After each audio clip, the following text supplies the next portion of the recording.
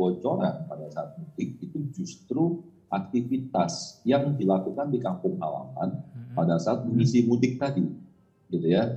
Jadi misalnya, ya kebanyakan mungkin ada dari orang yang mungkin main nunjukin sama tetangganya bahwa dia sukses di kota, dia bikin acara, gitu ya, keluarkan uang, terakhir satu keluarga makan-makan, terus kemudian piknik biasanya kan, piknik kemana-kemana. Nah, itu kalau memang sudah dibudget dan ada uangnya dari ambil dari THR nggak masalah.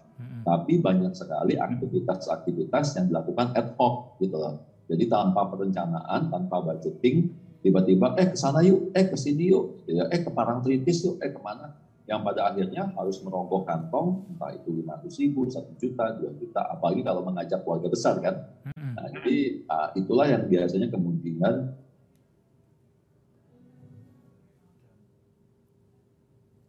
menyebabkan aktivitas yang tidak pernah direncanakan sebelumnya dan tidak pernah dibudgetkan secara keuangan.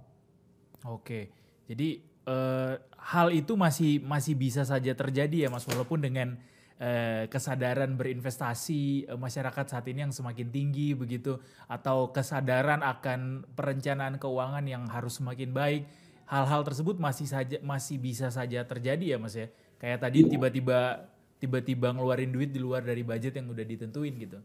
Ya, jadi gini Mas Edu, orang itu cenderung akan keluar uang itu dalam kondisi dua hal. Satu dalam kondisi lagi senang, atau kedua dalam kondisi lagi berduka, sedih. Ya, karena kenapa? Karena mereka, ini kita bicara psikologi keuangan dengan tidaknya.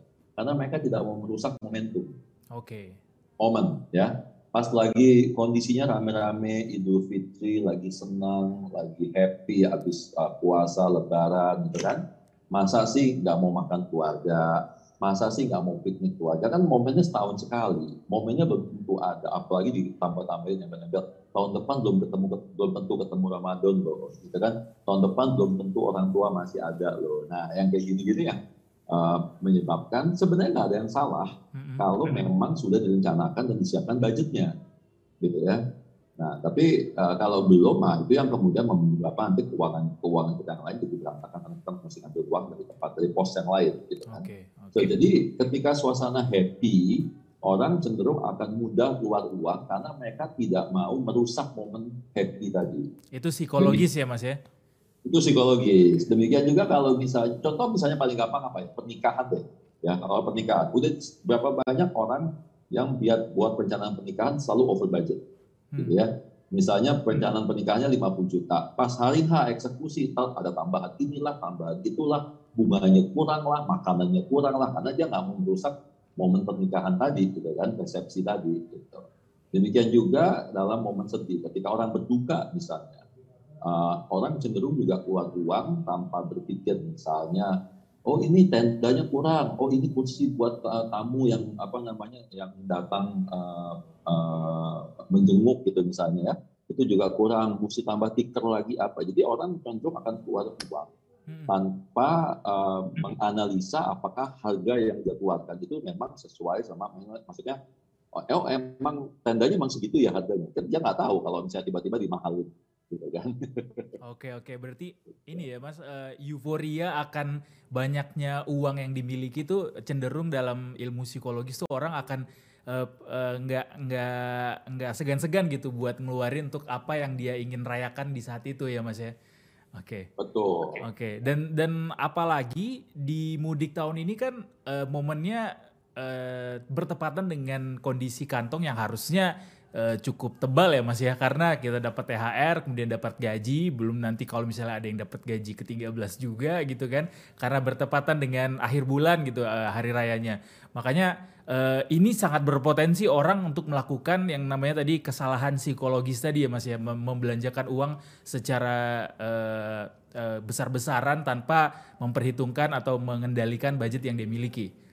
Betul. Belum lagi juga mungkin ada peer pressure dari orang-orang di kampung halaman. Ya kan, tetangga, si Om udah sukses di Jakarta, traktir dong Om. Iya, gitu kan pasti ada lah ya.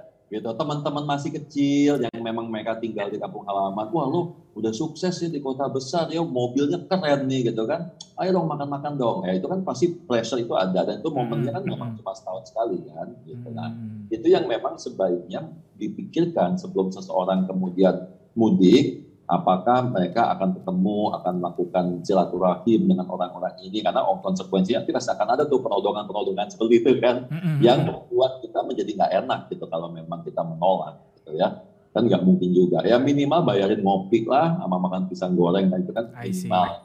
Jadi bisa sepinter-pinternya kita ngatur, kalau memang tadi misalnya nggak mungkin traktir makan besar, ya mungkin kita traktir kopinya, atau yang mungkin ngumpulnya, apa mungkin kita bikin acara kayak, dulu waktu kita masih kecil kita suka banget loh duduk di sawah-sawah, ya udah kenangan nostalgia di sawah apa di pinggir kali gitu, nggak harus yang makan di restoran kan, yang penting kan bring back the memory itu kan. I see. Nah itu cara pinter kita aja dalam mengatur keuangan, budget, dan juga di saat yang bersamaan tetap bisa bersilaturahmi dengan teman-teman. Jadi balik lagi, jangan sampai kemakan gengsi ya Mas. Oh iya, itu dia, itu bahaya gengsi ya. Jangan sampai kemakan gengsi waktu mudik.